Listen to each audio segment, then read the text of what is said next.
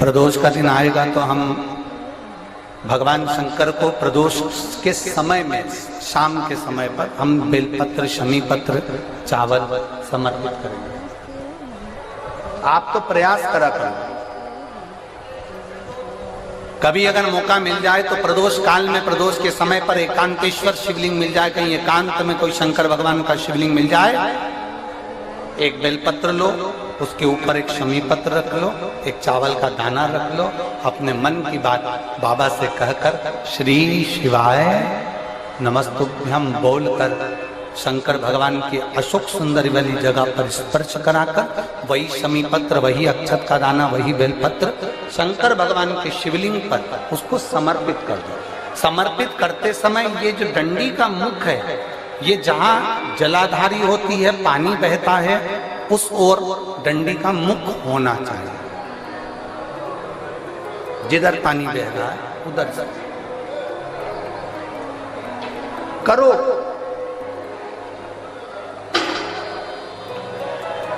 प्रदोष काल में करी गई आराधना, प्रदोष काल में किया गया भजन,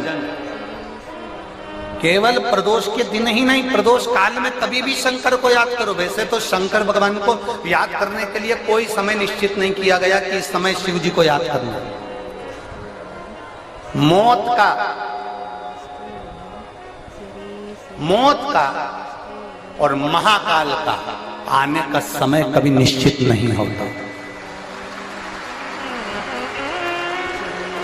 मौत आने का समय भी निश्चित नहीं होता, कब व्यक्ति की मृत्यु हो जाए, कब प्राण छूट जाए, कब बीपी शुगर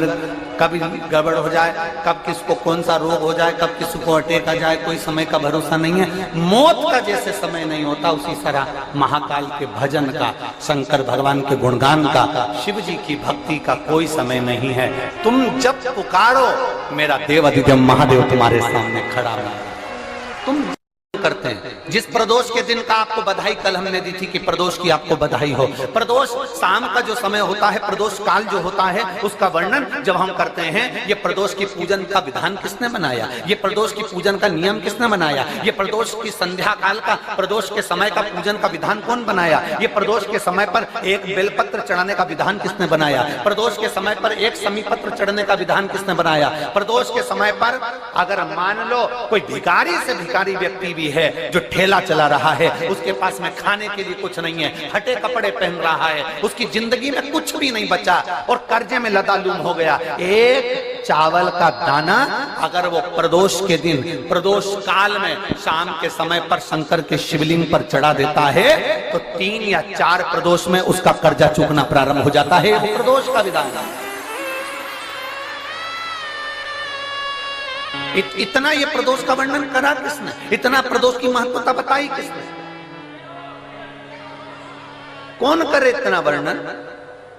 अगर प्रदोष की महत्वता बताने वाला कोई है, इसीलिए मेरे शंकर भगवान माता सती को लेकर कुंभज ऋषि के यहाँ, अगस्त ऋषि के यहाँ कथा सुनने के लिए गए थे, क्योंकि उनके बराबर कोई शंकर के महत्व को बता नहीं सकता और प्रदोष के महत्व को नहीं बता सकता। सती मैया को प्रदोष का महत्व बताने के लिए शंकर सती जी को लेकर कुंभज बाबा के यहाँ गए थे, अगस्त ऋषि के, प्रदोष के महत्व को तो जानो सती, तुम प्रदोष के महत्व को तो सती जानो, तुम प्रदोष के महत्व को तो सती पहचानो कि प्रदोष का महत्व क्या होता है, प्रदोष काल का महत्व क्या होता है, प्रदोष के समय का महत्व क्या होता है। जिस समय पर सूरज डूब रहा हो, चंद्र प्रकाशित हो रहा हो, दोनों का मेल हो रहा हो, ना तो पूरा सूरज डूबा है, न पूरा चंद्र आया है, ना पूरा अंधेरा है, ना पूरा उजाला है, उस समय को प्रदोष काल कहा गया, उस समय को प्रदोष का समय कहा गया, प्रदोष काल कहा। अब कई लोग हमसे कहते हैं गुरुजी आप हमको प्रदोष का समय बताया करो कि प्रदोष काल किसको कहते हैं, प्रदोष का समय किसको कहते हैं। अब एक बात हम आप सबसे कहना चाहते हैं, जितने लोग आस्था चैनल पर सुन रहे हैं, जितने फेसबुक यूट्यूब पर सुन रहे हैं और जितने रेवाड़ी की इस पवित्र धरा पर कथा को सुन रहे हैं, आप सबसे एक बात कहना चाहिए अगर हम समय देखकर बताएं आपको कि शाम को 6 बजे, 6:30 बजे, 6:30 पे लेकर 7:30 के बीच में ये समय है, या 5:30 से लेकर 6:30 तक का ये समय है, या हम तुमको बोल दें कि इतनी बजे ये समय प्रदोष काल का रहेगा या इतनी बजे ये समय रहेगा, तो देखिए कभी कभी ठंड का समय आता है तो दिन जल्दी ढल जाता है, कभी कभी गर्मी का समय रहता है तो दिन बहुत लेट ढलता है। इसलिए समय की गणना से मत चलो, आप तो ये अंदाजा लगा कर रखो कि दिन ढल रहा हो। जिस दिन रविवार की प्रदोष पड़े उस दिन एक लाल वस्त्र में पीली सरसों रखकर और उसके अंतर्गत कुछ भी एक, या तो बमूल का कांटा ना मिले तो गुलाब का कांटा ही उसके अंतर्गत रख लीजिए। और मान लो कोई काम ऐसा है कि उसमें पैसा तुम्हारा आ ही नहीं रहा, बहुत घाटे पर घाटा जा रहा है, नुकसान बहुत हो रहा है और कोई काम हो ही नहीं रहा, तो महाराज जिस दिन रविवार की प्रदोष पड़े उस दिन एक लाल वस्त्र में पीली सरसों रखकर और उसके अंतर्गत कुछ भी एक, या तो बमूल का कांटा ना मिले तो गुलाब का कांटा ही उसके अंतर्गत रख लीजिए और उसको शिव मंदिर का स्मरण कराकर शंकर भगवान का नाम लेकर रू भैरव, कौन सा भैरव है उसकी भी कथा भी आने वाली है। ये दारुक नाम के राक्षस का संहार करने के लिए जब माता अवतार लेगी तब शंकर भगवान बच्चे का रूप रखकर रोएंगे, तो शिव जी का एक नाम होगा रू भैरव। ये भैरव कहां पर रहता है, तो कहा ये शमशान में रहता है। कहां रहता है ये भैरव? शंकर का जो एक अवतार है रू भैरव, ये भैरव अवतार शमशान में रहता है। तो इस भैरव का काम क्या है, तो कहा शमशान में, शमशान की जो अग्नि होती है भले गीली लकड़ी रहे, भले उसमें कोई पदार्थ डाले ना डाले, थोड़ी देर में वो अग्नि रू आवाज, हल्की सी शमशान की जो अग्नि जलती है उसमें एक आवाज आती है। आप ऐसे कोई अग्नि जलाएंगे ना तो आवाज नहीं आएगी, ध्यान देना। हमारे शमशान में अगर जो लोग गए होंगे मुर्दा जलाने के लिए, तो अगर वो एकांत में बैठेंगे तो उसमें से एक आवाज आती है रू रू रू। तो शिव पुराण कह रही है कि उस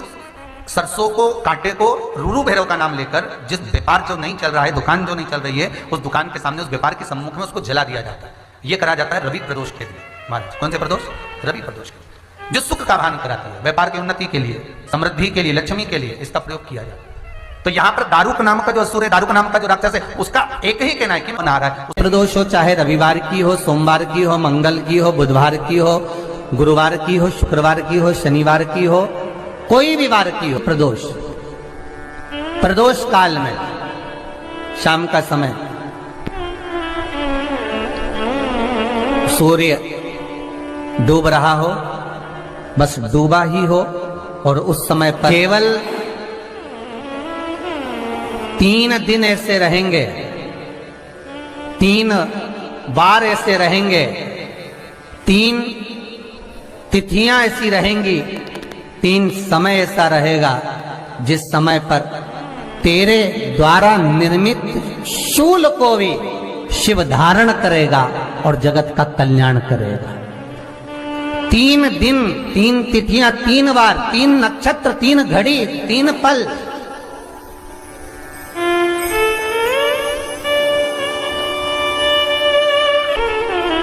जिसमें बाबा शूल भी धारण करते हैं, और शूल अकेले धारण नहीं करते महाराज। जो धतूरा होता है ना, दर्शन करें धतूरे के, कांटे कांटे सा होता है धतूरा, तो वो धतूरे के साथ में बाबा शूल धारण करते हैं, बेलपत्री के शूल को। ये बहुत बहुत आनंदमय कथा है महाराज जी। जिसके जीवन में हमेशा कांटे ही मिले हैं, बेटी बड़ी हुई तो घर में मायके में दुख देखा, और मायके से गई ससुराल में तो ससुराल में दुख देखा, ससुराल में भी दुख देखने के बाद में भी पति को बहुत कुछ काम खुलवाया, बहुत धंधे खुलवाए, नौकरी लगवाई, पर वो पति बार बार छोड़ कर आ गया, बार बार तकलीफ भोग रहा है, बार बार कष्ट भोग रहा है। फिर थोड़े दिन काम करता है, थोड़े दिन छूट जाता है, फिर व्यापार में बढ़ता है, फिर छूट जाता है, फिर कोई दुकान खुलवाई, थोड़े दिन अच्छी चली, फिर वापस वहीं घर पर आकर बैठ गया, अर्थात उसके जीवन में वो शूलता चल रही है।